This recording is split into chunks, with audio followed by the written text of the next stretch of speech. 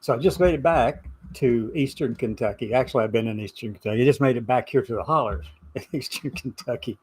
I mean, just walked in the door, got things settled down, and got my sister into her back into her room. And she had an EGD this morning, the downscope thing. Sounds like military talk, right? Especially if you're in the submarines. But had the downscope, um, and turns out she has like a 2 centimeter hiatal hernia, which is almost an inch. For those you don't know, told me like 2.56 is an inch, something like that. But anyway, so it's almost an inch, 3/4 of an inch long, which is pretty significant, I think, in my opinion. And I know that she's been throwing up a lot lately and having a lot of trouble in that area in her esophagus and just hurting, painfully hurting. And I know what that's like. I've had that same thing happen to me, though I never had the scope to actually determine what was there. So anyway, it's been a fun day so far. Been busy. Got up. I actually woke up at let me see, 12, and then 2, then 4. Got out of bed at 4. Got everything ready. Got the showers out of the way. Got everybody on the road. Took an extra hour longer trying to get my sister ready and get her out of the door because she's non-communicative and also wheelchair bound, and so it takes a little bit, but this time around it was a little bit more difficult. They'd asked her to do prepare for a colonoscopy, and that's that drinking that weird tasting crap, that magnesium citrate. I had the grape flavor for her, and that stuff is horrendous. So she took one sip of that and then refused to do any more of it. So she couldn't do the colonoscopy. So the EGD, though, which goes down, that was completed. And as I said, the results were that 2 centimeter hiatal hernia. But everybody else is fine here in the home, at home with Gideon and Mom and Irma. And I just stopped in, checked on Lois, and Irma and Lois got to wave to each other. So everybody's good. So anyway, I like to go check on X every now and then, Twitter, and just see what people are saying. And there's some things here that this one person by the name of Combat Illustrators USMC 04-08, creator of SCP-079, listening to somebody megahertz Ric Flair #1. Oh my God, really? Patron. Oh, I was on Patron, followed by Josh Seafried. Okay, gotcha. I got you there. EF Comics. I know what that's about too. But anyway, so I'm going to follow this person back because I'm curious. They said some things that actually are true diagnostically. So I had posted some things about asking the Secretary of Veterans Affairs what they were going to do to actually care for our transgender non-binary veterans. And EF Comics came back and said this. I asked if they knew anyone who was trans or anything like that, but I wondered why they were shutting that whole group of people out. And it's splitting the hair kind of a conversation here with EF Comics on Twitter. But his reply, now let me just see, I'll just share the screen, and that way you can see without me having to actually do it all like this. But I'm going to blow up the size of it. I'm sharing my screen right now. And you can see it's replying to Cassandra. That's me right there. That one. And Secretary of Veterans Affairs. I'd asked a question about. He's always saying that he's taking care of all the veterans, but in reality, that's not true. That's a lie. And so we know that's a lie because he's been shutting the door in the faces of people like me. And so this is what EF Comics had to say about my comment. Okay. And he says, I don't have any fellow veterans who are transgender or non-binary. Neither of these things are considered actual medical conditions. They were both dreamed up on the internet by brain-damaged Tumblr users. It's ideology, and I don't have to pander to ideology.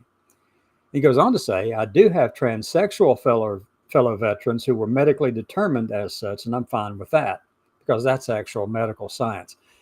The last statement he made here is true.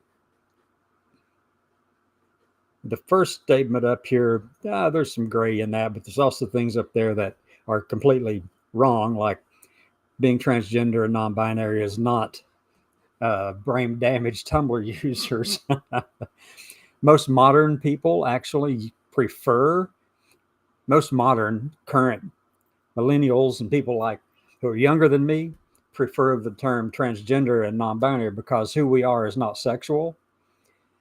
And some people like the transsexual term, which is, people generally a little bit older, but by definition, by the International Classification of Diseases, the ICD-10, or I think it's a 10, ICD-10, and that's what he's referring to. Basically, I think that's what he's referring to here. It might even be a person, a woman. I don't know. Could very well be. So, EF Comics, based on the image up here, could be a female. I don't know. Anyway, so they are using the ICD-10 definition of transsexual, and that's a medical condition. It really is. They have to have gender dysphoria for that, and which, I've been diagnosed with that, but I chose not to use the word transgender or transsexual because it's not about sex to me. Now, there are those, and the ICD-10 actually uses this terminology that calls these people with gender dysphoria transsexuals. And that's one of the older terms, and it's fallen out of favor in a lot of ways across the whole spectrum of trans and non-binary and gender fluid and all that kind of stuff. Those kind of terms, transgender is more broadly defined, or actually I said more loosely defined, whereas transsexual is medically defined. And for me personally, and I don't mind telling people this, for me personally, everything about who I am is complete. I was diagnosed with gender dysphoria, very severe gender dysphoria. I've been living with it for decades, trying to deal with it, and I never could. But so I got to digging. I did a lot of studying before I even connected with anyone, before I even read anything else by other people. I knew who I was. And I already had figured out through studies, independently studying things on my own before talking to anyone, whether it was a psychologist or a doctor or anybody else, anyone in that area. I had already determined, and I knew what the path was that I needed to go to be whole and complete. And that path involved surgeries, hormones, and all that kind of thing, which I've done, all of it, every bit of it. And so I'm good with that. But I still prefer, even though I don't like either term, really, I'm just me. That's all there is to it. I am just me, and I don't care whether or not you use any of these terms with me. I don't care if you use the pronouns associated with who I am and who I know that I am. It doesn't matter to me. It's inconsequential to me. It has no impact on my well-being and my place in this world than squat, okay? But when you use the classification that comes from the ICD-10 of the word transsexual, that's where that comes from. In the diagnostic and the DSM, I knew what those things stand. M was manual and the D is diagnostic. But anyway, the DSM actually talks about gender dysphoria, but DSM is primarily with psychological issues and things like that. In the recent version of the DSM-5, which was actually recent being 10 years ago or more, then they actually moved gender dysphoria out of a mental health condition and put it into a physical health problem. They had to keep it in the DSM, though, in order to get the codes associated with it, the classification codes and stuff like that.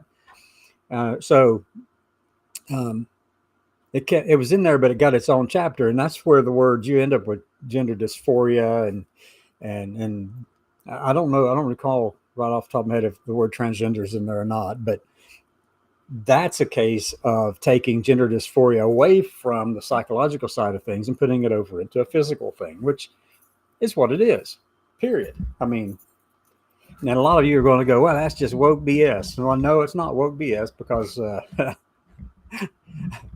well, I'm here. This is me. All I can say is get the F over it. But I'm glad that EF Comics, whoever she or they are, I'm glad they have fellow veterans. And this person is a Marine, by the way. Marine 04 to 08, 4611 combat illustrator, creator of certain things right there. You can see all of it. It's all there. EF Comics. And that's good. Semper Fi to this person. I'm very glad for that. And so that last statement is correct by using the ICD-10. And that's the way it is. And technically, I could put myself into that category because, I've had all those procedures, all those surgeries, all the medical diagnoses. I was diagnosed with gender dysphoria and got all that stuff done correctly. And technically, it puts me in that transsexual category, but I dislike it because it has a sexual connotation to it. And being me is not a sexual thing at all.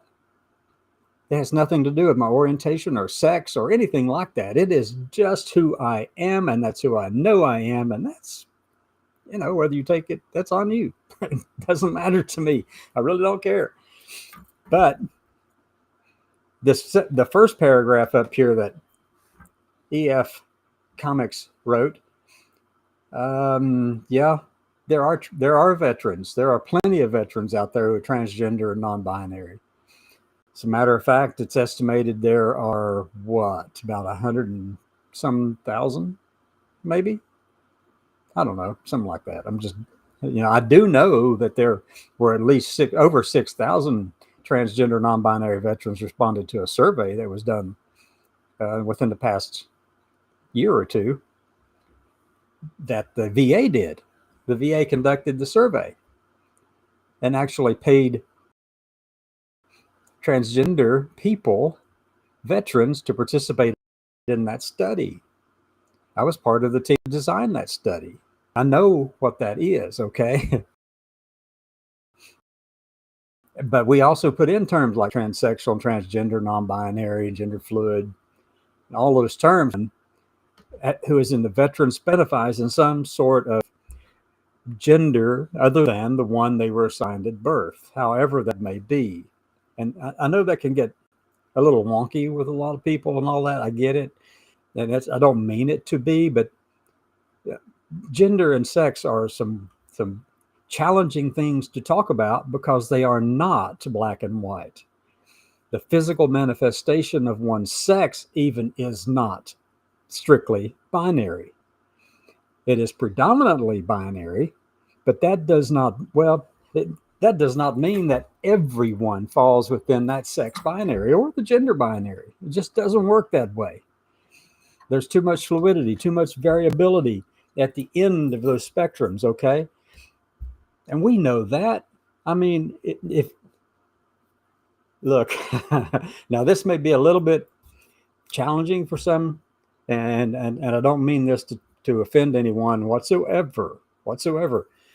But do you know that down there, no two men or women are alike, identical? There are variations, even in what you can see from one person to another, right?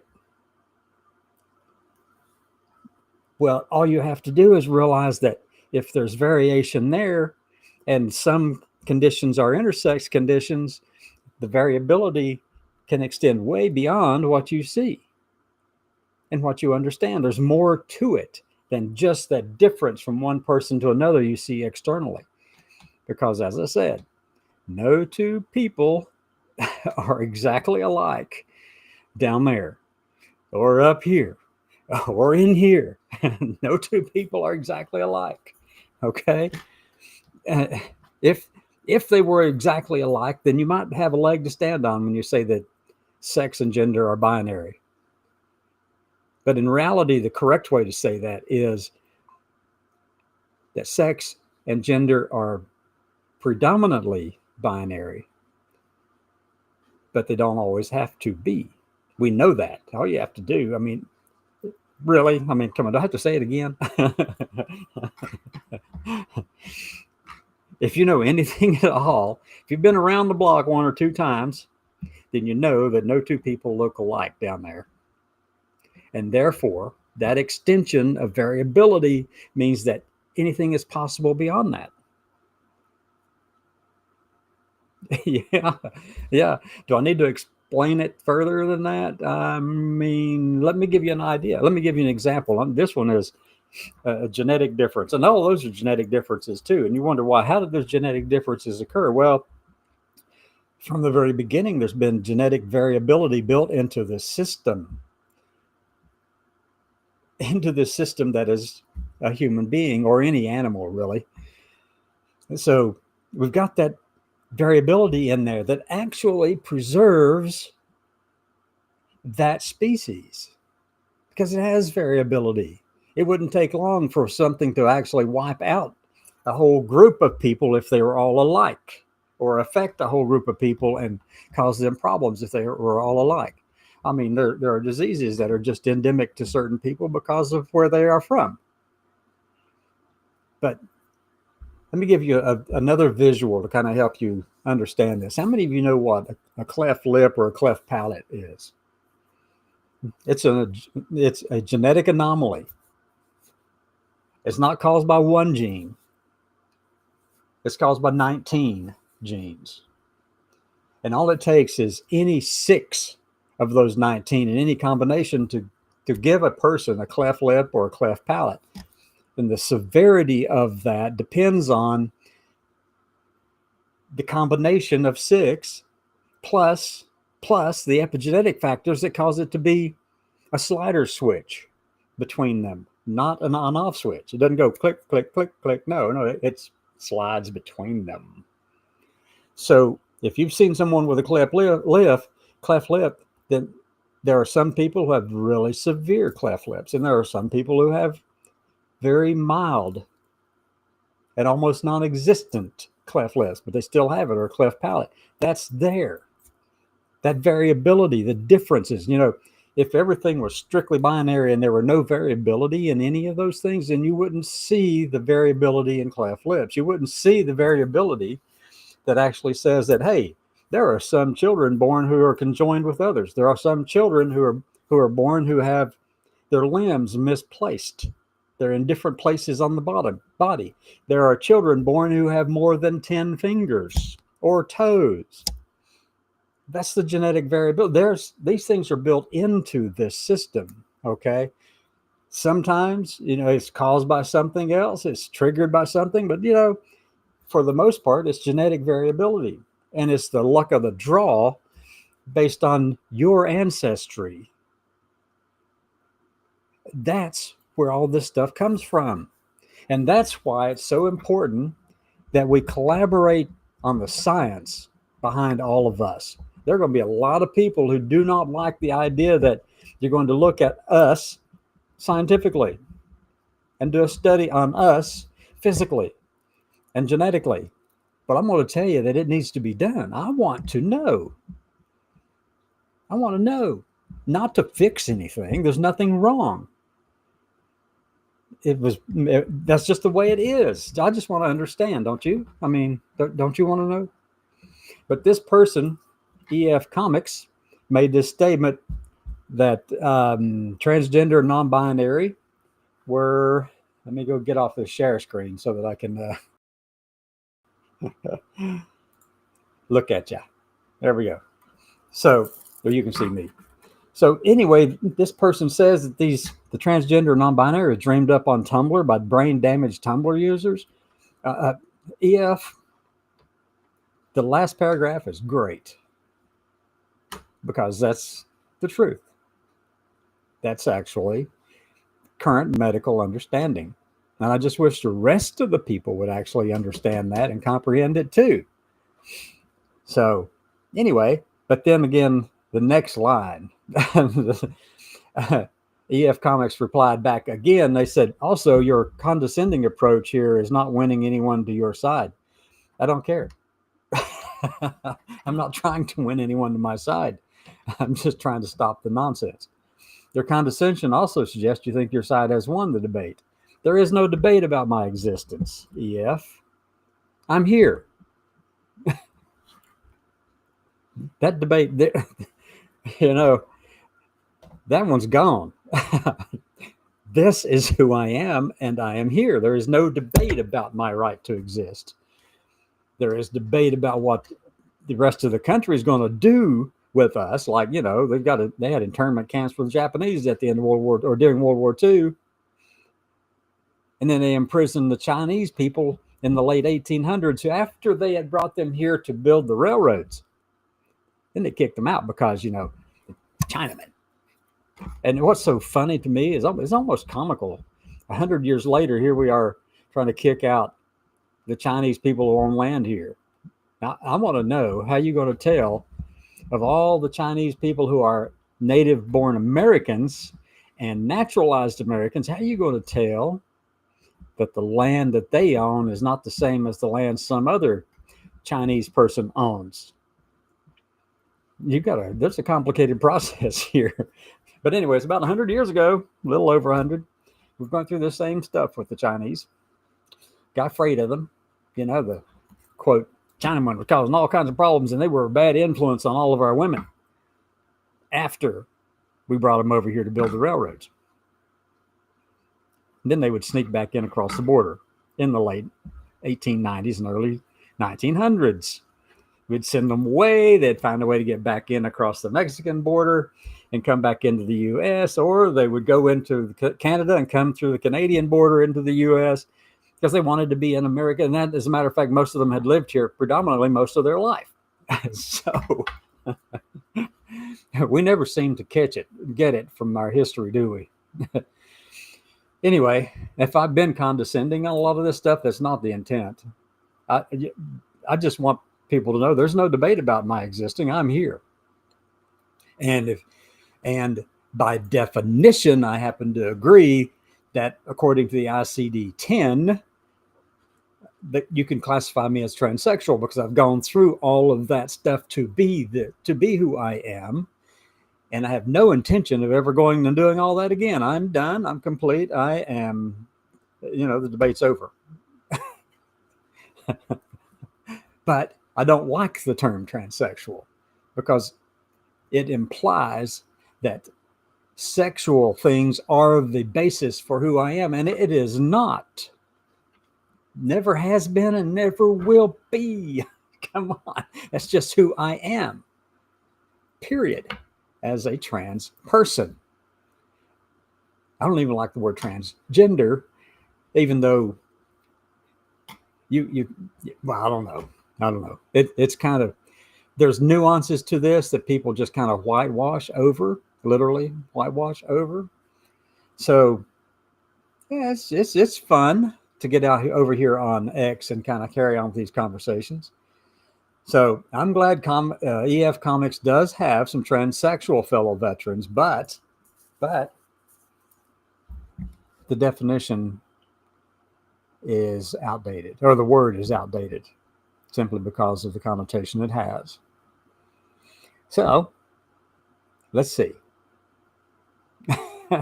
I was hoping that EF Comics would show up over here on the sidebar, that they would want to come in and sing about. Maybe they did. I don't know, but I don't see any replies over on X. So anyway, everybody have a great day. Let's come back, do this again this evening, 6 p.m. Eastern time. We'll do it again. We'll carry on. Have a great afternoon, everybody. Bye-bye.